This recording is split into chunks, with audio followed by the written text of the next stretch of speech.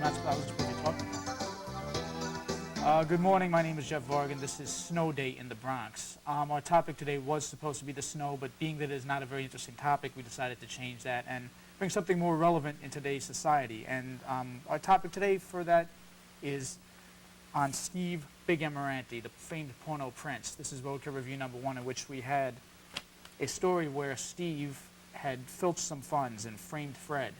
And today we have our expert Dennis Taylor here, an expert on criminal behavior, who is going to help me elucidate to the American public what exactly motivates a man like Steve to do what he does. And before he even speaks, this is the latest photo we have of Steve. Dennis, you recall who this man is? Yes, I do. As well as a photo of Steve and I from when we had our interview last week. And Dennis, what is some of your feelings on a man such as Steve? Well, from my personal experience, my professional experience, I would say that Steve is a person who is very greedy. He likes to steal money from people who are vulnerable. Steve, from the past records that we've had with him, has a long criminal record in filtering funds through porno operations in various states and cities. And once he gets a large enough following, he disappears.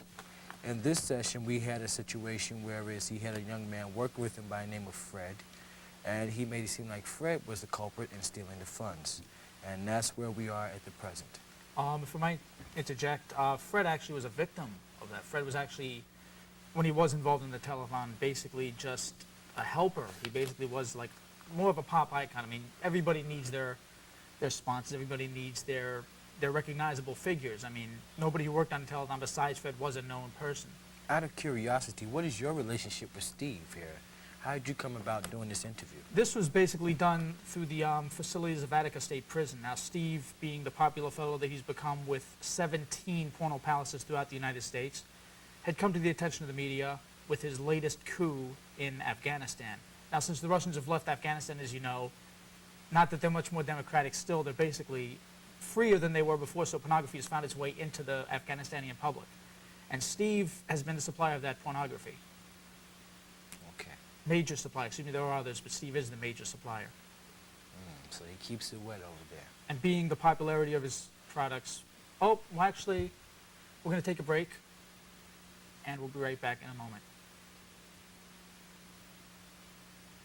Back on Snow Day in the Bronx, our topic is Steve Big M Mirante and his Porno Prince, his Porno Palace Productions, and his current, what was my reference to that? Supplying of Afghanistan with pornography. What are some of your feelings on the Afghanistanians getting this type of literature and films or whatever? You think they're ready for this as a population, in other words, very similar to the way the Russians are being overrun with Americanization?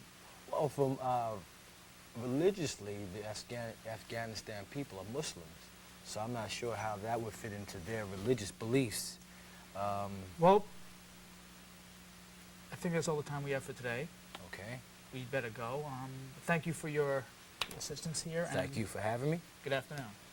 Thank you.